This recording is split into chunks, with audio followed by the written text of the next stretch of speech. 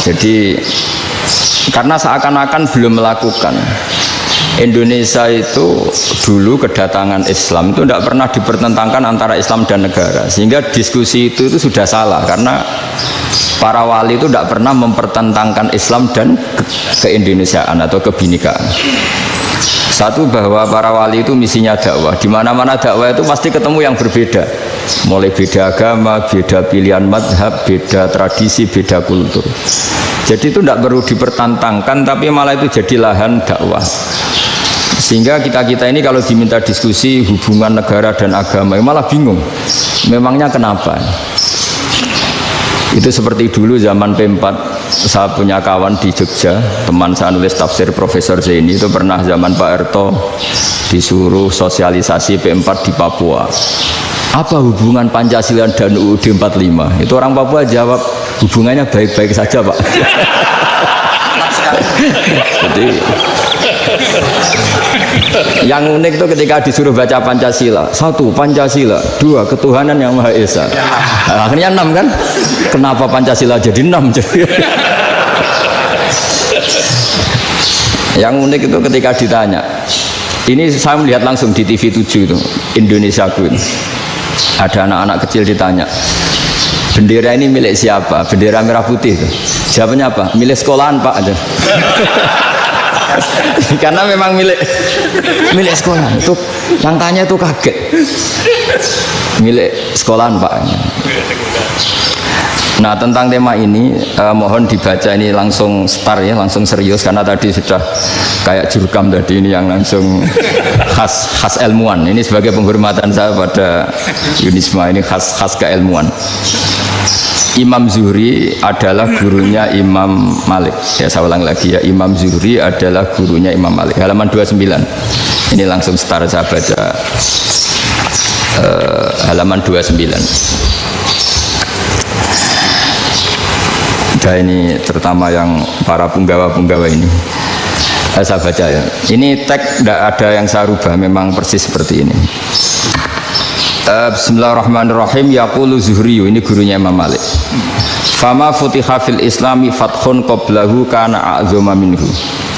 Innama kanal qitalu haitsul taqon nasu. Falam makanatil hudnatu wa wadu'atil harbu wa amanan nasu ba'duhum ba'du wal taqaw fatafawadu fil hadis wal munaza'ah falam yaklim ahadun bil islami ya'qilu syai'an illa dakhula fihi walaqad dakhalataini kasanaten mithlu man kana fil islam qabla dzalika wa aktsar. Terus ini ngomongnya harus santai, nggak boleh provokatif. Begini, kita tahu dalam perdamaian Hudaybiyah itu poin-poinnya itu semuanya merugikan Islam. Di antaranya adalah jika yang Islam masuk kafir harus dibiarkan, karena berarti masuk ke habitat asli. Karena Nabi sebelum jadi Nabi, komunitas pokok itu kafir, sehingga kalau Islam masuk kafir kembali ke habitat. Tapi kalau Islam masuk kafir, kafir masuk Islam itu harus dikembalikan karena dianggap bid'ah. Maka kalau kamu dituduh bid'ah itu tenang saja dulu, Nabi itu ya dituduh ji'ta bidinin muhdas, kamu datang dengan agama yang baru. Cuma agak diteruskan wa kullu muhdatsatin bid'ah wa kullu bid'atin dalalah. Jadi orang-orang kafir dulu kalau ngomentari Nabi, ji'ta bidinin muhdas, kamu datang dengan agama yang apa? Baru. Nabi nurut. Semua perjanjian yang merugikan Islam itu Nabi nurut. Tapi Nabi hanya minta satu hal, jangan ada perang 10 tahun. Dan orang boleh seminar, boleh diskusi tentang Islam. Ya, ini dengerin betul ini. Jadi saya tidak akan provokatif, ini pakai logika. Nanti bisa dipakai disertasi doktor. Tapi saya minta orang boleh diskusi, boleh seminar tentang Islam. Akhirnya saat itu juga ada orang yang masuk Islam. Di depan tulisan itu belum kering istilahnya. Datang ke situ, namanya Abu Jandal bin Suhail bin Amr. Itu datang ke Nabi, ya Rasulullah, saya ini mau masuk Islam. Kata orang-orang kafir, ini pertama Muhammad, kamu komitmen enggak sama perjanjian? Kalau kamu komitmen harus kamu kembalikan. Nabi bilang, ya Aba Jandal kamu kembali ke mereka, ke habitat mereka, yaitu menjadi kafir, di komunitas kafir maksudnya. Akhirnya nangis. Umar, Sayyidina Umar itu mendekati Abu Jandal, kemudian memberi isyarat supaya ngambil pedangnya. Jadi isyaratnya wong ini baca ora wis. Maksudnya orang-orang kafir. Tapi Abu Jandal nggak mau. Singkat cerita akhirnya kembali ke komunitas kafir. Tapi yang dikatakan Imam Zuhri cara analisis ini nggak bisa pakai provokatif, harus pakai analisis. Innama kanal qitalu haitsul taqon nasu. Yang namanya perang itu menjadikan orang tidak berpikir jernih. Ini poin yang diambil oleh Rasulullah. Kalau dibahasakan Nabi curi kesempatan, masuk Nabi dikatakan mencuri, meskipun itu hanya bahasa ya. Nggak mungkin lah kita bahasakan seperti itu. Saya ulang lagi ya. Kenapa ada perang berkesinambungan sampai tahun ke-8 Hijriah? Mulai tahun kedua ada perang Badar sampai tahun 8 Hijriah itu perang terus. Nabi sama orang kafir perang terus. Akibatnya apa Pak Profesor? Namanya perang itu ya nggak kau bermikir. Pokoknya agar ketemu Islam perang, Islam ketemu kafir perang, nggak kau bermikir. Padahal Islam itu bisa diterima oleh akal sehat, harus lewat diskusi, lewat pengamatan, lewat pemikiran, lewat pengendapan berpikir. Makanya Nabi tahu ini masalah besar. Kalau orang perang terus, itu gak kober mikir Islam, gak sempat diskusi tentang Islam. Makanya Nabi hanya minta satu poin. Oke, perjanjian ini satu rutin semua, tapi saya minta orang kafir semuanya boleh mendiskusikan Islam, boleh seminar tentang Islam. Mereka bilang iya, karena pikiran mereka kan diskusi paling piye. Ternyata betul, ada diskusi. Terus temanya gini, kira-kira bener di Muhammad Abu Jahal. Terus Tuhan Muhammad sama Tuhan Abu Jahal itu keren mana? Diskusi. Tuhan Muhammad itu khaliqus samawati wal ardi, yang menciptakan langit bumi. Sebagaimana kampanyenya Muhammad. Ya mereka masih jangkar bilang Muhammad. Kalau Tuhan kita, ya berhala itu yang kita bikin, yang kadang rusak, yang kadang kudanan, terus lemutan, pokoknya itu diskusi. Kita kok bener pengirannya Muhammad. Terus Muhammad Abu Jahal. Mulai dhisik Muhammad itu ora tau bodoh nih. Mulai dulu Muhammad tuh gak pernah bohong. Abu Jahal, waduh, wis bodoh nih ngongkonan. Wis ribet kan? Dan semua diskusi itu mengarah ke kebenaran Islam. Akhirnya ngomong kafir sing tokoh-tokohnya cara Jawa itu, wah semane jebule masalah ini kan.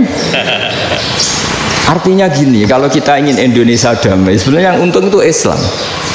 Karena Tuhan yang menciptakan langit dan bumi tentu gak akan diperbandingkan atau akan dikalahkan oleh Tuhan yang lahirnya saja sudah di bumi.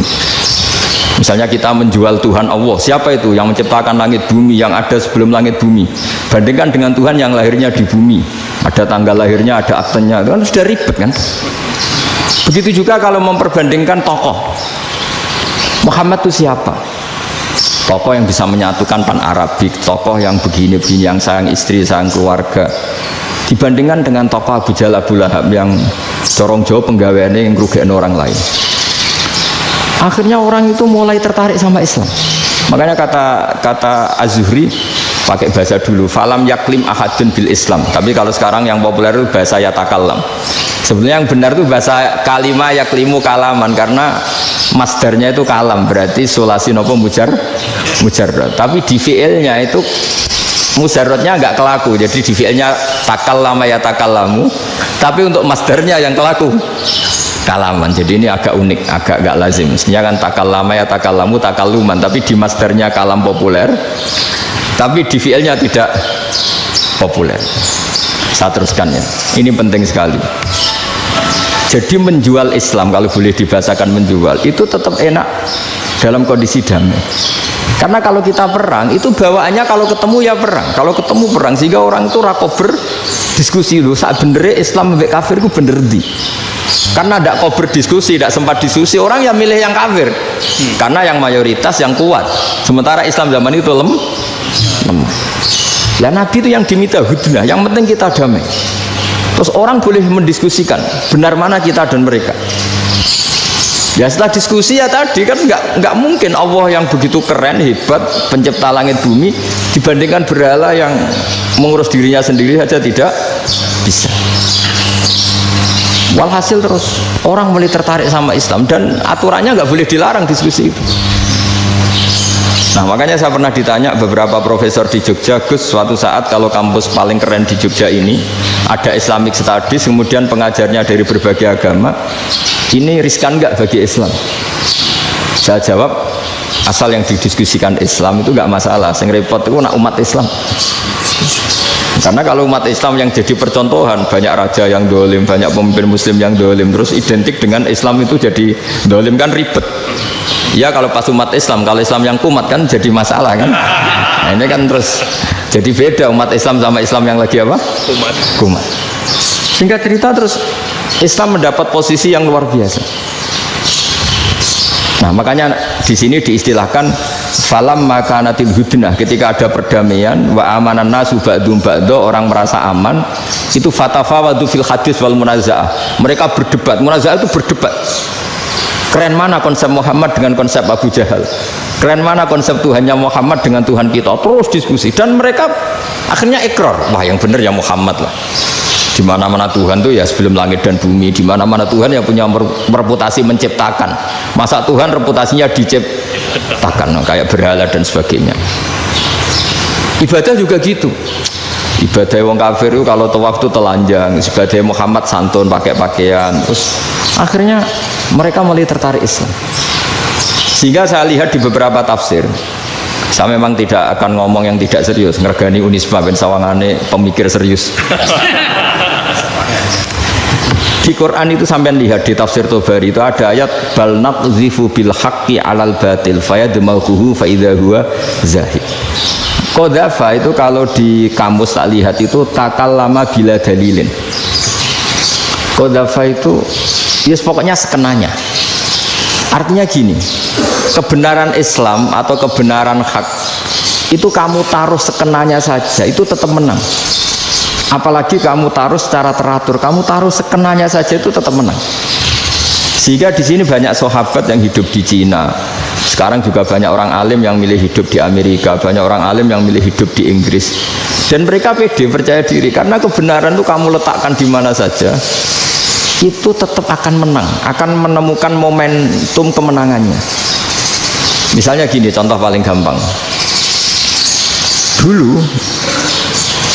Dulu para peneliti, saya ulang lagi, dulu para peneliti itu ya datang kemana-mana, termasuk Ibnu Battuta, termasuk Ibnu Khaldun, ya semua peneliti itu suka neliti. Setelah diteliti, Quran itu satu-satunya kitab suci yang membicarakan sains, misalnya tentang falak, tentang astronomi, tentang asal-usul kejadian manusia, kejadian makhluk, juga bicara tentang geografi, geologis, semuanya. Sementara kitab lain hanya cerita tentang mawaid wal hikam wal ibar. Jadi diteliti kayak apa, pada akhirnya hak ini yang menang. Bal naqzifu bil haqqi 'alal batil fayadmaghu fa idza huwa zahid. Saya berkali-kali cerita, ada ulama yang ahli matematika. Ketika ditanya kenapa kamu suka ngajar matematika, sampai muridnya itu ragu, ini guruku mlebu swarga ta ora, penggaweane mulang matematika. Tapi para muridnya bermimpi bahwa Imam Amudi itu disuruh ngajar para malaikat. Dan itu pede betul ya. Kata Allah, ini ulama saya yang iman kepada saya setingkat iman kamu. Dari malaikat itu tidak mungkin Gusti, kita menyaksikan langsung engkau, sementara ini di bumi nggak nyaksikan jenengan. Kenapa bisa sepede dan seyakin itu? Akhirnya Imam Amudi disuruh ngajarin matematika. Jadi Anda kalau profesor itu nanti harus sempat ngajari malaikat, itu baru benar-benar profesor. Jadi nanti di akhirat ngajari siapa? Malaikat. Jadi ada seminar yang melibatkan banyak malaikat, narasumbernya itu seorang profesor. Itu ketika kenapa engkau begitu yakin kalau Allah itu Tuhan dan Allah itu Al-Wahidus Shomad. Terus Imam Amudi mulai nulis angka agak beraturan, 2, 3, 4, 5 sampai 1 miliar, 1 triliun, pokoknya agak beraturan. Kata beliau, nisbatus naini wasalasa ila ma la nihayatalaha iku nisbatul far'i ilal asli. Mbok angka sebanyak apapun, 2 dibanding 1 ya far'ul wahid, 3 dibanding 1 ya far'ul wahid, semua angka yang enggak terhingga pun dibanding 1 semuanya far'ul wahid. Semua angka sebanyak apapun itu cabang dari angka 1. Fakullu hadil awalim far'un minal wahidis somad, yaitu Allah Subhanahu wa ta'ala. Wah, kira malaikat tepuk tangan, iya juga. Jadi begitu juga ada ulama itu ahli gambar. Saya dulu ngaji sama Mbah Mun Al-Husunul Hamidiyah, itu kitabnya itu banyak gambarnya. Dan gale gambar yang ngawur betul, memang gak ahli gambar. Saya Apple, terus sempurna lele. Semua gambar bangunan, gambar sapi, pokoknya gambar. Ternyata dia menemukan Tuhan itu dari gambar. Gambar serapi ini atau seruwet ini sama. Gambar rapi sama ruwet itu sama kalau dalam pandangan tauhid. Dimulai minan nuqtah al-wahidah. Kowe cek gambar sing rapi, sing indah, cek gambarmu elek, dimulai dari satu titik. Dan titik ini nuqtatil wujud, yaitu Allah Subhanahu wa ta'ala. Jadi nak cara ahli tauhid gak penting gambar api, menang lomba atau ora penting. Butuhe hadis surah ini gambar baik yang rapi maupun ndak adalah min nuqtah dari satu titik. Nah, alam raya sebanyak ini mbok gambar mbok ora, cek mulai Mars sampai Jupiter kabeh semua bentuknya yang banyak ini semuanya min nuqtatil wujud, yaitu dari titik wujud. Ini kok Allah Subhanahu wa ta'ala. Di sini hebatnya ulama-ulama, mbok dia pengajar matematika, mbok pengajar gambar, semuanya dipakai perangkat untuk tauhid. Nah, itu kan juga bagian dari Islam damai, Islam yang sangat tidak perlu perang untuk orang dipaksa Islam, nggak perlu provokatif kayak tadi pidatonya rektor jenengan tadi. Jadi ciri utama ilmuwan tuh kalau ngomong datar tapi logikanya nggak terbantahkan, itu ciri khas ilmuwan. Kalau ciri khas politikus kalau ngomong itu keras, provokatif lah kira-kira gitu. Tapi isinya biasa. Nah, saya berharap nanti semua profesor doktor itu datar tapi isinya kualitasnya bagus ini. Mentes. Jadi makanya terus kata ulama, kenapa diistilahkan balnat zifu bil haqqi? Kenapa pakai qadzafa sementara qadzafa maknanya takallama bila dalil? Maksudnya bila dalil di sini itu min ghairi ikhtiyajin ila dalilin. Kebenaran itu memang nggak butuh dalil. Apa kita perlu dalilnya apa? Buktinya apa? Kalau 3 itu cabang dari 1. Wong gendeng yang takut gitu pas orang gendeng. Wong 3 cabang dari 1 kok ditanyakan buktinya apa? Itu min awalil bidah. Pertama orang pasti tahu kalau 3 itu far'ul wahid. 1 juta juga far'ul wahid. 1 miliar juga far'ul. Gambar yang sebanyak apapun ya dimulai dari 1 titik. Cek gambar bener maupun yang tidak. Akhirnya apa? Ulama dulu itu sebegitu rileks nerangkan tauhid. Lalu kenapa asma ini yang ya ini kan khas NU ya, khas pesantren. Sebenarnya saya keberatan pakai istilah khas NU, pakai khas pesantren karena NU itu anaknya pesantren, jangan dibalik pesantren anaknya NU, karena sebelum ada NU itu ada pesantren. Tapi kayaknya Unisma lebih suka pakai bahasa NU dan saya ya agak orderan yang terpaksa disuruh ngomong. Ini agak apa ya, agak kacau sebetulnya ini, agak kacau. Jadi NU itu sama pesantren itu tua pesantren. Jadi NU dilahirkan pesantren, bukan dibalik pesantren dilahirkan NU. Sehingga barokahnya didirikan pesantren ini, kadang nyuwun sewu sekali Mbah Hasyim itu kadang ide besar beliau itu ora dituruti wong NU. Jadi Mbah Hasyim cara kula kok dadi Mbah Hasyim ya mangkel. Mbah Hasyim itu ngarangno kentong. Nggih ngaramno beduk, tapi NU nganggo kentong. Dan uniknya Mbah Hasyim enggak tersinggung. Karena ciri khas pesantren itu membolehkan perbedaan apa? Pendapat. Itu masyhur khilafnya Mbah Hasyim sama Mbah Fakih Mas Kumambang itu sampai dikitabkan. Saling ngeritik, saling macam-macam lah. Jadi cara berpikir Mbah Hasyim ketika Nabi rembukan, ini gimana ya cara menentukan waktu sholat ya? Ya pakai kentong ya Rasulullah, zakalin nasoro itu untuk orang Nasrani. Ya pakai buk itu trompet, zakalil Yahud itu untuk orang Yahudi. Terus ada yang lagi pakai api ya Rasulullah, zakalil Majusi itu orang Majusi. Nah itu ada orang datang lari-lari cerita mimpi azan tadi. Ya itu terus dipakai sarana pemanggilan sholat ya azan itu. Sehingga Mbah Hasyim menolak kentong. Karena mantas sababi qaumin bahwa beliau keras sekali sampai bilang haram. Beliau judulnya ya haram, al-jasus antakrimin nakus. Setelah naskah itu sampai ke Mbah Fakih Mas Kumambang di Gresik situ, di daerah Dukun situ. Dulu nggak ada WA ya, jadi sampainya ya lama. Makanya saya sampai sekarang nggak punya WA, karena ya saya ulama kan, kalau WA-an terus ya jadi ulama. Ya jadi ulama main WA-an terus itu. Nah itu termasuk rektor gak kau bermikir itu mesti kebanyakan WA.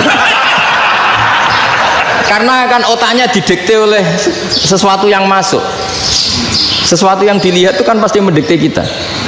Beda kalau yang enggak WA-an kan mikir apa kita yang menentukan. Kalau WA-an kan kita ditentukan. Mau mikir anaknya butuh apa, gara-gara WA informasi Jakarta mikir Jakarta. Padahal secara kewajiban ngapain kamu orang Malang mikir Jakarta? Gara-gara WA mikir Jakarta belum selesai ada berita di Sulawesi, mikir Sulawesi. Habis itu mikir NTT. Makanya semua orang sekarang merasa tokoh nasional gara-gara informasi yang masuk itu nasional. Jadi Mas Yo RT itu yang mikir gimana Gus Indonesia. Padahal RT sampai lupa kalau dia itu RT. Jadi semua orang sekarang merasa tokoh nasional. Nah, itu gara-gara apa coba? Akhirnya semua orang juga punya ide tentang nasional. Harusnya negara itu gini-gini. Jebule wonge sing duwe ikon itu sapa? RT. Ribet kan? Saya teruskan. Setelah naskah itu sampai ke Kiai Fakih Mas Kumambang. Beliau itu marah besar. Ini harus dilawan, dan saya bukan karena benci Mbah Hasyim. Beliau teman saya ketika ngaji Kiai Mahfud di Mekah. Jadi Mbah Fakih dan Kiai Hasyim itu teman ketika ngaji di Mekah. Cara ngelawan tuh lucu, gak ilmiah, tapi gak ilmiah wong alim tetap ilmiah. Di mana-mana serupa itu tidak sama. Ya kalau mungkin zaman Nabi di Madinah itu, zaman itu kentong itu identik dengan milik Nasrani. Di Indonesia beda. Pos kampling ya kentong, kebakaran ya kentong, wae sarapan orang di LP ya pakai kentong. Jadi tidak ada jaminan kalau kentongan itu identik dengan Nasrani. Lalu haramnya di mana? Yang di mana-mana tasabuh itu identik. Ini tidak identik. Mulai masalah kan? Mulai masalah. Jadi beliau gaya judul Hazruus. Hazruus itu kepala bergeleng-geleng. Sekarangan kok ngene jadi sekarangan kok provokatif gitu. Nah, dan itu Mbah Hasyim ya hormat Mbah Fakih hormat Mbah Hasyim. Saya sendiri secara pribadi itu lebih suka mendapat Mbah Hasyim sebetulnya. Karena bagi saya sholat itu sakral. Ya sudahlah kalau sakral ya dipanggil dengan sesuatu yang sakral, yaitu kalimat thayyibah adzan. Tapi saya tidak akan bilang kalau kentongan itu haram. Karena kalau haram alasannya mirip orang Nasrani. Sementara pos kampling ya pakai kentong, ada banjir ya kentong, ada kebakaran ya kentong. Jadi tidak identik untuk misa atau untuk sholat ala Nasrani. Tapi itu dulu ya rileks saja. Dua beliau itu ya saling menghormati, padahal saling kritik. Dan dulu ulama yang beda madhab itu ya saling menghormati. Imam Syafi'i itu kalau sholat di kawasan Masjid Abi Hanifah ya tidak kunut. Ketika ditanya kenapa kamu tidak kunut, sementara engkau berpendapat kunut itu sunat. Ikroman di hadal madhab, saya sangat menghormati madhab. Imam Ahmad bin Hanbal itu berpendapat kalau orang pakai bekam, pakai iftisot atau hijamah itu batal sholatnya. Sementara Imam Syafi'i mengatakan tidak batal apa sholatnya atau wudunya tidak batal. Tapi Imam Ahmad itu ditanya, apa kamu makmum Syafi'i? Bagaimana mungkin saya tidak makmum sama wali kutub seperti Imam Syafi'i? Padahal menurut keyakinan Imam Ahmad ini sholatnya batal. Ini habis iftijam udah wudu. Tapi tetap saja beliau. Karena perbedaan pendapat di furu' itu lazim. Ya orang boleh berdebat. Ketika Unisma datangkan saya, itu saking senengnya kiai, saking sombongnya sampai ngatur kiai, kan nggak pernah bisa diperdebatkan. Itu kan orang boleh debat kan? Itu saking angkuhnya apa saking senengnya kan nggak jelas kan dan orang boleh setuju pendapat saya, yaitu ngatur kiai itu haram. Setuju juga Pak Rektor, ekspresi mahabbah itu ya macam-macam. Dulu sahabat gitu, sahabat itu ada yang nggak kenal wajahnya Nabi sama sekali sampai akhir hayatnya. Ketika ditanya, lo kamu itu sahabat kok nggak tahu wajahnya Nabi? Saya tidak pernah berani memandang Nabi karena ijlalan Nabi. terlalu menghormati saya sehingga tidak berani memandang wajahnya. Ada sahabat yang penggawaannya dulu wajah Nabi sampai bisa nyifati alfiu faminunil hajib, sampai bisa nyifati detail karena dulu wajah Nabi itu ibadah. Ada seorang wali ditanya, kalau kamu di surga ingin nggak melihat Allah? Enggak. Loh, tapi semua orang ingin melihat Allah. Unazzihu dzalikal jamal an-nadhari misli, ben gak elek-elek Allah tak delok terima aku. Wong ra jelas. Berarti kok delok pengiran. Banyak. Jadi justru tapi karena saking takzimnya. Ndaklah mosok aku kok. Makanya saya berkali-kali cerita. Menurut kesepakatan ulama, soft awal itu paling baik. Tapi banyak juga wali yang kalau sholat itu di belakang. Koyok paling bener yang mbok ngarep gitu. Bayangkan misalnya kamu semangat di soft awal di Masjid Haram, jebule sholatnya salah. Itu dari malaikat, gayane kok ngarep, jebule ra roh. Iku di sini-sini wong. Jebule bodoh itu. Gayane kok ngarep jebule. Coba orang kalau sowan Mbah Mun yang berani di depan itu kan ya ketuanya atau jubirnya kan, yang merasa tidak pati pinter-pinter kan mesti di pojokan. Artinya sudut pandang seperti itu ya sah saja, apa? Sah saja. Makanya banyak sahabat yang jarang sowan Nabi, alasannya takut ganggu Nabi.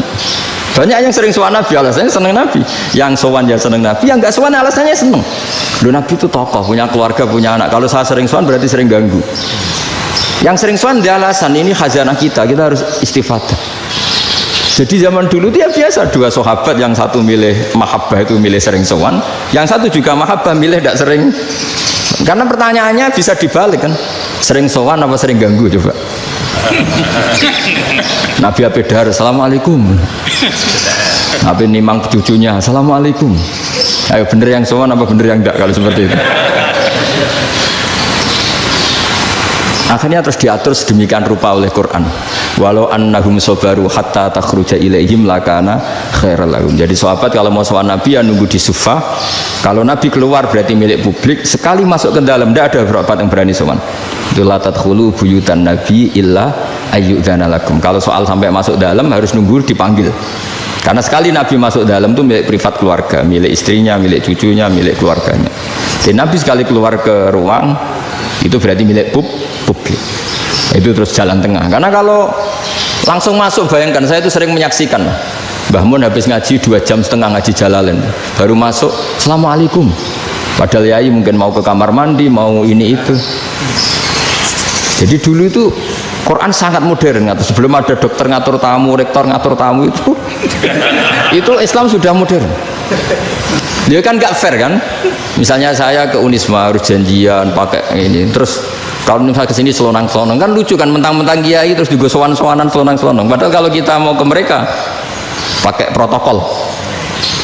Sering tidak fair dunia ini, tapi karena aku kiai oleh gelo ya sudah. Akhirnya saya memutuskan gak gampang kemana-mana karena itu. Saya sering didatangi ajudannya menteri, Gus mau ada tamu dari Jakarta tanggal ini, mesti saya bilang, mereka milih tanggal yang mereka kosong, kok tidak mikir apa situ kosong. Tak jawab enggak lah, sebelum diatur bahasanya dan tawaduknya gitu. Akhirnya dibalik, datang lagi, Gus jam dengan kosong apa kita menyesuaikan. Lah itu lagi dia akhlak kata saya. Itu baru punya akhlak katanya. Bukan masalah ini, bukan masalah gengsi ya. Saya sendiri itu dolan ke alumni itu jarang, karena ya takut. Kiai kan yang nganggur, jam 9 nganggur, jam 10 nganggur. Bisa saja alumni itu kerja di pabrik, bisa saja yang latihan ekonomi di pasar. Jika kalau saya datang jam 9, iki kiai sing miliki santri ini, apa kiai sing ganggu santri. Nah karena orang ini melakukan rutin gak kok berpikir, pokoknya ngono jenenge silaturahim. Mau nyerah kok berpikir, padahal kalau diangen-angen ini kiai yang miliki santri ini, apa kiai yang ganggu santri ini karena datang di jam kerja. Nah, bayangkan kalau kebenaran dulu itu dikawal oleh satu peradaban perang. Jadi Nabi sesuai diangen-angen Nabi. Perang Badar menang Nabi, perang Uhud menang wong kafir, perang ini gonta-ganti. Apapun itu yang penting satu kesimpulannya, cara Rasulullah kesimpulannya satu. Orang tidak kober mikir kebenaran secara mengendapkan pikiran dengan pikiran jernih. Maka hebatnya Nabi ketika perjanjian, pokoknya saya minta nggak ada perang. Dan orang boleh mendiskusikan Islam. Itu luar biasa idenya Nabi. Karena bawaan perang itu wong kan nggak kok bermikir. Ibarat seorang misalnya senang satu perempuan, ketemu rivalnya langsung perang kan gak mikir. Tapi kalau kau bermikir, jangan ngenangen cawe itu ora seneng aku. Untungnya apa untuk wong ayu ora seneng, malah mau loro hati. Terus sudahlah, buruan dialihkan kemana kan gitu. Itu nak mau amen WA nan tukaran lewat SMS atau tarung langsung ora kau bermikir. Tapi kalau kau bermikir, akhirnya berpikir nih. Perempuan tadi sebenarnya yang disenangi siapa? Oke, ternyata senang Pak Erick. Sudah kita ngalah. Karena tidak ada nikmatnya kan menikahi perempuan yang sama sekali tidak mencintai kita. Tapi kalau nak kau berpikir pokoknya diprovokasi, wah gue kalah B A, gue kalah B B. Pikirannya kan, ojo sampai kalah. Bareng wis menang ternyata ada mas. Nah bayangkan Islam itu seperti itu dulu, dipertarungkan. Doang Islam itu dinu aklin, agama yang diterima dengan akal sehat. Tapi sekarang ukurannya perang. Yang menang berarti benar, yang menang benar. Kan terus jadi repot. Dan itu Nabi tidak ingin, makanya Nabi ingin sudah nggak ada perang. Nah makanya kata Imam Zuhri, fathul Islam terbaik adalah orang boleh diskusi tentang Islam dan tidak ada perang. Lagi-lagi penting, tidak perang itu penting, silmun itu penting, perdamaian itu. Setelah tidak ada perang, akhirnya fatafawadu fil hadis wal munazah, orang boleh diskusi apa saja, termasuk boleh adu polemik. Konsep satu Tuhan dan Tuhan banyak diperdebatkan. Akhirnya Nabi secara riwayat bisa menjelaskan, Muhammad, urusan kita banyak. Kalau Tuhannya satu tidak cukup, Tuhan harus banyak untuk menyelesaikan berbagai urusan. Ada Tuhan bagi rektorat, bagi macam-macam kan. Ada Tuhan untuk ngurusi utang, ngurusi BPKB, macam-macam. Terus kata Rasulullah, enak saja Nabi jawabnya. Ya kalau kamu punya majikan banyak, perintahnya beda-beda, kamu mangkel enggak, bingung enggak? Ya susah mat, kalau majikannya banyak, perintahnya beda-beda, kita jadi repot. Seneng mana? Seneng majikan satu. Ya sudah, Tuhanmu itu majikan kamu. Kalau Tuhannya banyak, perintahnya macam-macam, kamu yang repot. Akhirnya ya sudah mat, Tuhannya satu aja. Nah, itu ya barokahnya diskusi tadi, barokahnya enggak perang. Daraballahu mathalan rajulan fihi syuraka'u mutasyakisuna wa rajulan salamal lirajul hal yastawiyani masalah. Terus alhamdulillah. Jadi orang yang paling kafir pun saat itu taslim. Nah ini kembali ke kalimat la ilaha illallah. Saya tidak perlu provokatif, pasti teori saya itu benar.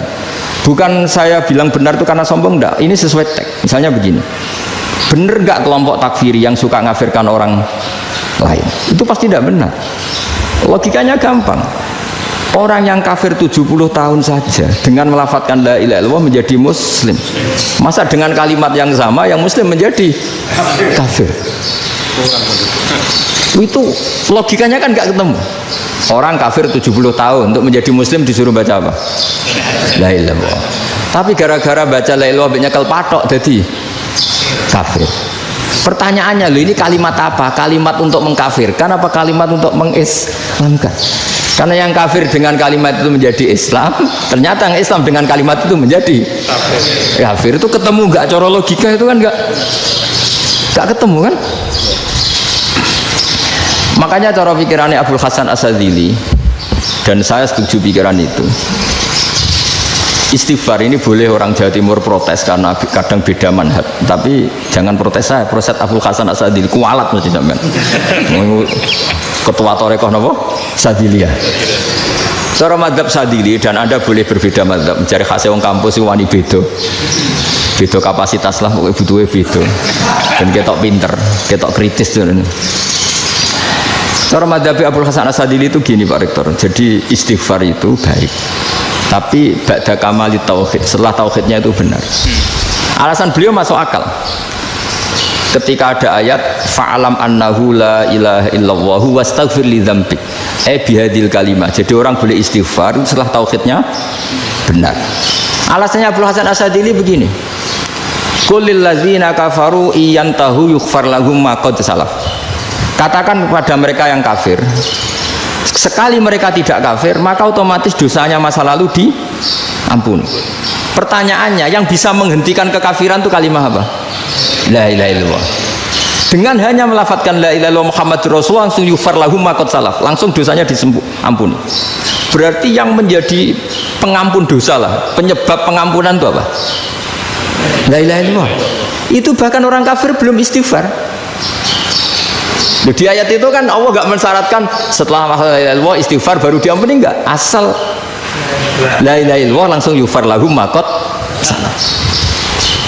Saya ulang lagi ya, jelas ya. Jadi kulil ladzina kafaru iyantahu yufar lahum makot. Nah sekarang iyantahu, mereka berhenti dari kafirnya. Syaratnya pakai apa? La ilaha illallah Muhammadur, itu langsung yufar lahum makot. Artinya apa? Ghufranullah itu bisa didapat hanya dengan mujarrodut tauhid, yaitu hanya dengan melafadzkan kalimah thayyibah. Dan sahnya istighfar juga berdasar kalimah thayyibah itu. Misalnya gini, orang kafir sebelum Islam melafadzkan astaghfirullah, astaghfirullah, astaghfirullah, kira-kira diterima enggak? Enggak kan? Karena syaratnya istighfar ba'dat tauhid. Nah makanya dalam mazhab Sadzili istighfar itu setelah la ilaha illallah. Karena cara pandang ya seperti itu. Jadi fa'alam annahu la ilaha illallah wastaghfir li dzambi. Jadi dengan kebenaran tauhid saja ini sudah cukup kita insya Allah layak diampuni. Karena innallaha la yaghfiru ayyusyraka bihi wa yaghfiru ma duna dzalika liman yasha. Jadi orang yang tauhidnya benar itu bisa diampuni Allah asal tauhidnya benar. Itu Allah ngendikan liman yasha wa yaghfiru ma duna dzalika liman yasha. Dawuh Imam Suyuti walam yakun liman yastaghfir. Jadi orang yang bertauhid secara benar meskipun gak sempat istighfar itu tetap potensi diampuni. Karena bawaan tauhid itu sudah menjadi layak diampuni. Kayak orang kafir sekali ngelafadzkan kalimat tauhid mbok gak istighfar langsung diampuni. Nah, karena melihat seperti itu terus orang berlomba-lomba memperbanyak jumlah ngelafadzkan la ilaha illallah. Jadi kita yang alim, kita semua, saya tidak bilang saya, kita termasuk yang di pinggir-pinggir saya ngaku alim nggak masalah lah sopai. Kita semua yang alim-alim itu tahu bahwa la ilaha illallah itu super. Sudah bawaannya tauhid, juga punya kelayakan diampuni. Nah, kemudian nasib kita agak sial. Malah kalimah ini dituduh bid'ah, dituduh khurafat. Mergo Nabi nggak pernah tahlilan, Nabi nggak pernah. Nabi nggak pernah tahlilan, kalau diartikan Nabi ratau maca la ilaha illallah, enak gak kalimah ini? Nah, ini provokatif ini. Jadi ini sudahlah, keanehan-keanehan ini kita terima karena ciri utama wali, ciri utama ulama itu wa udhu fisabilillah, harus pernah disakiti. Jadi kalau Unisma sakit kalau dituduh apa? Dituduh bid'ah itu berarti belum calon ulama. Calon ulama itu wa udhu fisabilillah, harus disakiti. Jadi kalau kamu disalahpahami itu ya harus santai. Termasuk provokatif tadi. Iya, termasuk provokatif tadi. Termasuk diatur tadi. Jadi kalau cara berpikir kan, karena mereka itu memang kalau kita turutin itu memenya itu terlalu, kadang menghujat kita itu enak ya jadi GNU, ada orang mati datang, kiainya dapat makan, dapat rokok, terus pulang. Jadi apa? Terus kita kayak tersangka terus. Kita kan kayak tersangka terus, tertuduh terus. Terus yang orang NU ya memenya juga nggak kalah ekstrimnya. Boleh ya ajaran orang nggak boleh ngasih kiai gitu. Berarti boleh dong ajaran kikir. Jadi memang kadang apa ya, cangkem elek lah bahasa kasarnya itu. Itu memang kadang lebih mengenakan kalau kita datang ke acara mayat kan dapat makan, dapat minum. Kalau yang sohibul bed rokok ya dapat rokok. Kalau kiainya dapat wajib, kadang 20.000, kadang 50.000. Terus memenya itu kok setega itu ya, ada orang meninggal kok malah kita makan-makan. Seakan-akan kan kultur ini biadab kan gitu. Tapi yang orang NU kebalikan bales. Oh ternyata nggak boleh ya mayat disodakoi, ternyata nggak boleh ya orang dermawan. Berarti Islam membolehkan medit ya gitu. Ya modus ini kan, tangan-tangan itu luwih mandi timbang takbir ya kan. Karena ini kan memicu emosi kan. Memicu apa? Emosi. Nah, tapi saya kalau disuruh bela mana itu tidak ada yang saya bela. Ya seorang sudahlah, kalau mau nganggur saja sudah itu. Ya tapi itu memang apa ya, itu khazanah Islam, ada yang kritik, ada yang enggak. Ya itu memang khazanah, ya biasa aja, kalau saya biasa aja. Wajar. Karena dulu ulama itu sudut pandangnya itu ya seperti itu. Ada yang ulama suka ibadah itu sholat, ada yang milih apa tidur. Sampai Imam Ghazali bilang suatu saat ibadah terbaik di zaman akhir itu tidur. Sholat saja kalah sama tidur kan. Tapi itulah ya, yang wajib tetap loh, terus kamu gak sholat wajib. Begini beliau mencontohkan itu. Ada orang sholat tahajud terus obsesinya itu ingin hajatnya terkabulkan. Sementara yang tidur obsesinya nikmati rahmatnya Allah, boleh tidur, bisa tidur. Kata Imam Ghazali, timbang kita tahajud terus nuntut pangeran aduk turu katanya. Mergo engko dia akibat terus setan memberi bisikan, "Lho nyatanya kamu tahajud ya gak terkabul." Berarti cerita bahwa Nabi ngendikan kalau doa tahajud mustajab enggak. Daripada ngono kan turu ora tau donga. Timbang abri-abri Islam katanya, timbang elek-elekin apa? Islam. Jadi ulama itu mulai dulu itu sudah berpikir. Banyak orang menjadikan tahajud sholat malam itu media untuk hajatnya. Dan kalau nggak kesampaian ini mutung, nyalahkan kiainya ijazah ramanti, macam. Daripada ngono rausah apa? Tahajud turu. Dan jenis kayak ini tuh banyak. Makanya ulama kayak saya itu saya naik dewi itu ya jarang. Saya sering didolani muhibbin terus bilang, "Gus, saya doakan gini-gini, saya mau nyalon bupati atau saya gini." Saya bilang, "Gak waduh orang dungo, nak ramandi darani ulama dongane ramandi." Nak mandi kamu jadi bupati tetap nganggep karena beli. Sopo sing ora roh bupati saya juga beli. Ribet kan?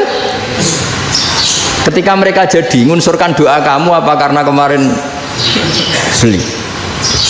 Yang beli maksudnya nggak beli nggak usah tersinggung. Jadi ribet ngadepin. Nggak artinya gini loh, boyo doa itu jangan dipakai begitu.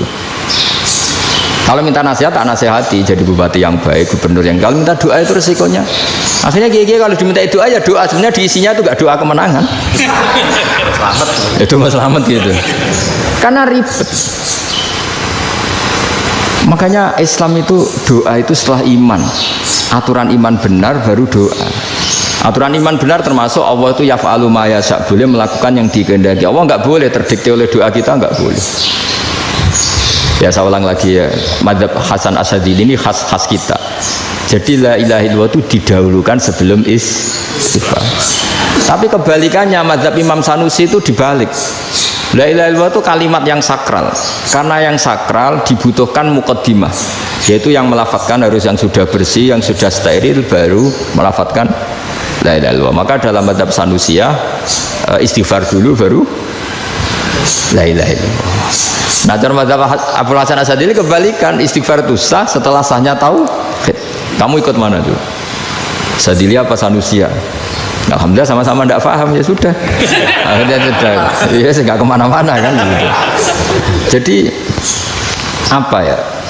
Terus ini saya teruskan, ini biar khas pesantren atau khas NU lah, kalau bahasa Pak Rektor khas NU. Ini ben sampean tahu beberapa perbedaan itu lazim. Halaman 24 ya, halaman 24 sama 25 tak baca, ini masih orisinil. An Sufyan bin Uyainah, ini juga gurunya Imam Syafi'i. Kata Sufyan bin Uyainah, beliau cerita, kana Isa wa Yahya alaihi salam ya'tiyanil qaryah fayas'alu Isa an syirari ahliha wa yas'alu Yahya an khiyari ahliha. Jadi Nabi Isa dan Nabi Yahya itu satu generasi, sama-sama masih muda. Kalau di satu kampung yang Nabi Yahya tanya, ini keluarga terbaik siapa? Saya mau nginap di situ karena kumpul orang baik itu nyaman. Kalau Nabi Isa kebalikan, keluarga terburuk mana ya, saya tak di situ. Nah terus akhirnya faqala lahu Yahya lima tanzilu ala syirarin nas, kenapa kalau kamu bermalam kok malah kumpul orang-orang yang nakal? Innama ana tabibun udawil mardo, saya ini nabi barat dokter, di mana-mana dokter yang ngumpuli yang sakit, ngobati yang sakit. Makanya di NU itu ya banyak Kiai Jazab mengumpuli yang nakal-nakal. Nak tepak yang ngentas yang nakal, nak tepak ya katut. Ini adu nyali lah sudah gitu. Tapi itu ada ilmunya, yaitu niru Nabi siapa? Isa. Kalau kamu dokter penelitian itu cari daerah yang banyak pandemi apa yang bersih? Yang banyak pandemi, karena yang namanya penelitian ya di situ kan. Kalau kamu dakwah ngentas kemiskinan, ke daerah miskin apa daerah kaya? Nah sama, kalau ngentas kefasikan, ke daerah fasik apa daerah orang soleh? Fasik. Ya, tapi itu Nabi Isa. Nah kalau kamu tidak Nabi kan potensinya kan ngadut itu. Tapi setidaknya bahwa kita sering disalahkan karena punya beberapa tokoh yang ngancani fasik-fasik, itu sebenarnya ada dalilnya, yaitu Nabi siapa? Isa. Nah terus masalah tegas dan lunak. Ketika ada mahasiswa misalnya pacaran, boncengan lanang dan perempuan, itu pilihan kita apa? Kalau tegas, terus gak mau mendengar kita. Misalnya gini, contoh gampang, tak beri contoh Pak D, jangan orang tua, nanti secara fikih itu beda. Nah ini kan kita orang pesantren, biasa ngaji fikih detail. Kamu Pak D seorang perempuan, mahasiswi misalnya, sering pacaran. Setiap ke situ sama pacarnya kamu diam saja. Padahal kamu dosen keislaman. Mesti pamanaan kamu nyimpulkan, ternyata pacaran itu tidak apa-apa. Buktinya Pak D itu tidak negur, menengah. Ini berarti as-sukut alal mungkar. Tapi kebalikannya, Pak D ini terkenal keras. Nak rono mesti raja aku ponaan. Akhirnya yura rono. Mesti ngerti nak mesti diamuk. Nah, dua orang ini sama-sama gagal kan? Yang lunak menjadikan ponakannya pacaran terus karena enggak negur sehingga dikira membolehkan. Sing keras juga gak sempat bina wong rono era wani. Akhirnya dua orang ini sama-sama enggak ketemu, sama-sama enggak berkesempatan membina kan? Gagal membina kan? Karena yang keras ponakannya enggak pernah situ, berarti enggak bisa bina kan? Yang lunak membiarkan berarti juga ada bina. Nah, Islam itu antara dua itu. Ya agak terlalu lunak, enggak terlalu keras. Karena kalau terlalu keras, misalnya ada kiai terlalu keras, lu masyarakat mau tanya itu gimana? Lari kan? Loh, saya ini punya pengalaman pribadi. Saya ini kan kecelok orang alim. Itu kalau pernah ya saya itu berusaha ya pokoknya ya umumnya orang alim lah.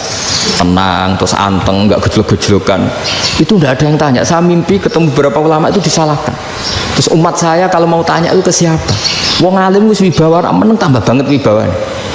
Bala Quran sering gejlok rektor macam-macam. Terus wong wanita kok, saya biasa ke pasar pandangan dicegot orang. Gus, putri saya itu sering keluar darah tapi melebihi batas haid gini-gini. Kalau badhe sowan jenengan, gak usah sowan ning kene mbek ngadeg-ngadegan. Terus tanya, yang haid berapa hari, Gus? Ya supaya rudat ilal adat sebelum dia punya penyakit istighadah itu berapa?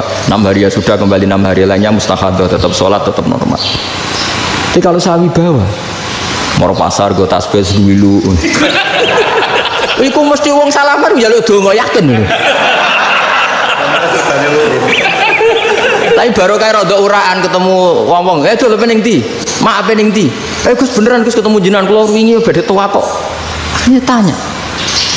Jadi uraanku itu amdan. Lho nek sampean asli. Asli uraan. Karena ada uraan lah tetap tidak wibawa kan. Jadi baru kayak uraan itu ya banyak. Saya tuh kalau ngantor di Jogja itu banyak orang yang tanya. Ya biasa tuh tanya macam-macam. Karena saya uraan. Ke pasar ya orang, bahkan di bis sering ketemu orang. Wah beneran Gus kalau badhe sowan jenengan badhe tanya ini. Ya sudah di sini aja. Jadi semua itu diilmoni. Nah, Nabi itu punya sisi yang dua-duanya jalan. Memang beliau luar biasa, dipilih Allah yang luar biasa. Nabi ketika wibawa itu banyak sahabat yang bahkan mengenali wajahnya aja tidak bisa. Ka'anna ala ru'usihim at-tayr. Bayangannya seakan-akan di kepalanya itu ada burung yang takut saking antengnya. Tapi Nabi sekali mengeluarkan job, sekali santai, itu sahabat tanya itu sampai yang nggak pantas ditanyakan. Nabi saat tadi kumpul istri saya, tapi tidak enzal itu wajib mandi ndak. Aro'aita law anna ahadana ya'ti imro'atahu walam yunzil. Itu ya ditanyakan. Nabi pun kumpul ibu sakit enzal sepundi. Guys betul lagi. Terus ya ada yang tanya macam-macam. Ya saking ada sahabat dipanggil Nabi tambah lari, dipanggil lagi tambah lari. Panjenengan nyeluk, oh pas kalau kumpul bojo kula. Lah kula kuwatir jenengan orang suci, saya belum mandi, makanya saya lari. Nabi ngendikan innamal mukmin thahir, ya nak masalah ketemu kiai ra apa-apa ijek junub. Penting kok nak salat ya dhisik. Tapi Nabi sekali pakai mazahirul jalal, tapi pakai wibawanya, itu orang nggak berani ngomong. Tapi sekali Nabi rileks, itu orang bisa tanya apa saja, termasuk halal yang nggak pantas. Lalu ada sahabat itu tanya lucu, tanya Maimunah. Maimunah itu ya cantik tapi sudah agak tua lah. Maimunah, ya umal mukminin, hukumnya ngambung bojo pas Ramadan ubi. Wah gak roh aku, gak tahu diambung kan Nabi pas Ramadan. Tanya Saudah, malah orang-orang diambung kalau Saudah itu kan wis tuwa itu. Lucunya istrinya jawab, tanya Aisyah yang mungkin Nabi, iya yang mungkin tanya Aisyah. Itu yang usulnya istrinya Nabi Maimunah. Selalu Aisyah. Tanya Mbak Aisyah. Ya Amirul ya Ummul Mukminin gini-gini. Aisyah yang cantik masih perawan kan. Qabbalani Rasulullah bahwa Nabi biasa ngambung-ngambung pas Ramadan dan beliau tetap puasa. Akhirnya fakih ngarang kan wa takbil fi Ramadan wa tublah la tubtilu shauma ngambung ora. Iku ya udah biasa di sini. Ngambung. Ya nasi bojone ayu. Nah ini artinya seasik itu gitu. Jadi garwane Nabi sing ngrasa rodok tuwa. Wah, aku ora tahu ya. Kok Aisyah. Serilek itu dulu itu. Maksudnya orang Islam pertentangan itu. Maksudnya dia balik semua ini bedanya orang pesantren sama orang kampus. Kalau orang kampus mau cerita agama itu rahmatan lil alamin, tapi nyontokno rileke ora iso. Agama itu rilek, tapi nyontokno rileke ora iso. Mergo ya rapati ngaji. Contohnya ora iso, tapi mau gawe kaidah Islam itu rahmatan. Jadi Nabi itu lah, Allah juga gitu. Allah itu kalau sudah memperlihatkan madzahirul jalal, itu mbok malaikat Jibril rawani. Ketika Allah dengan madzahirul jalal. Tapi kalau Allah dengan madzahirul jamal, madzahirul apa? Jamal. Iku yo gojok-gojokan ambek makhluke gojok. Yo buli-bulian cara sakniki. Ya sampean delok ning hadis syafaat itu, akhiru man dakhalal jannah atau akhiru man kharaja minan nar, itu di beberapa judul. Ada seorang rojul yang ahli neraka ya, dintas mbek pangeran terus ditudono swarga. Gusti, swarga sengiler tok ora wong wayu, roh wis ngiler tok. Ngerjaluk Gusti mosok roh tok ora oleh mlebu. Jarimu asal mlebu metu kon neraka ora jaluk-jaluk meneh. Sumpah lo ya, gak jaluk apa-apa neh. Mboten Gusti. Sekali saya keluar dari neraka ndak akan minta apa-apa lagi. Wis. Wallahi, wallahi. La as'alu ghairaha. Mesti ghaira khoslah, ghaira tilkal khoslah. Ya niku selain keluar dari neraka saya ndak akan minta lagi. Didono swarga wong dekelon seru wibet kan. Sing bojone elek kan dendam dadi ning swarga iki. Swarga wis macam-macam. Gusti mosok roh tok ora oleh mlebu. Jarine ora janji ra njaluk meneh. Akhire ya wis didelokno neraka. Jadi pangeran jawabe gampang, didelokno neraka. Roh neraka begitu menyakitkan, begitu ngeri. Sudah Gusti saya tidak minta surga, sementing enggak masuk neraka. Rabbana srif anna adzab jahannam. Setelah lama itu diadepno swarga njuk mlebu swarga, terus diadepno neraka. Akhirnya ya sudah. Saiki mlebu swarga gak apa-apa. Iku jawabe lucu. Atas taziu jenengan ngenyek kula. Mengkarwan ahli swarga kok mlebu swarga. Terus akhirnya mlebu swarga kan, mlebu swarga tamanna, sangen-angen sembo jaluk apa? Orang angen-angen yang indah-indah, laka wa asratu amsal ya siku tak turuti wa asratu amsalih lan lipatan kesepuluh. Jatuh wong lanang ya lucu. Atas taziu bi wa anta rabbul alamin. Jenengan pangeran kok ngenyekan. Maksudnya wis karwan aku ora pantes. Terus dari pangeran la astazi'u bika walakinni ala ma asya'u qadir. Aku gak ngenyek kowe, pancen aku pangeran. Nuruti kowe iku iso. Jadi Allah sendiri ketika dengan madzahirul jamal itu malaikat ya ono sing wani bantah. Masyhur itu kan malaikat sing bantah pangeran ataj alufia mayufsidu fiya wa yasfikut. Karena Allah dengan madzahirul jamal. Sing paling masyhur Nabi Musa. Nabi Musa itu ketika Nabi Mi'raj. Nabi Mi'raj itu beliau kira-kira di langit keempat lah yang masyhur atau kelima. Melangkahi. Nabi Musa menangis, ya Rabbi ini apa-apaan? Orang sing ja'a ba'di kemudian melangkahi makom saya ini apa-apaan? Jadi Nabi Muhammad kan apapun hebatnya kan junior. Kok melangkahi makom saya ini apa-apaan? Enggak fair. Sampai Nabi Muhammad itu tanya gini sama Jibril. Reaksi Allah gimana ketika melihat Musa seperti itu? Jawab malaikat Jibril lucu. Ya rohidatahu. Allah sapal gayane Musa. Biar. Ya dibiarin aja sama Allah. Tapi yang jenenge Nabi Musa itu kekasihnya Allah, tetap berkah bagi kita. Betul.